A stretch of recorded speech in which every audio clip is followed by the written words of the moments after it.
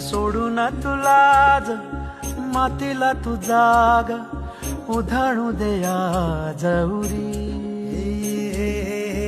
उजाडू दे आज साकड हे माग होऊ दे पहाट नवी.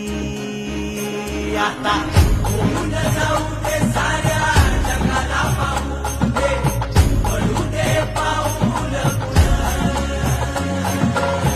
सरी काट पाया खाली लागलेला येऊ दे पडू दे पाऊल. मोठी लढाई लढू मातीसाठी गड्या मनगटाच जोर लावून.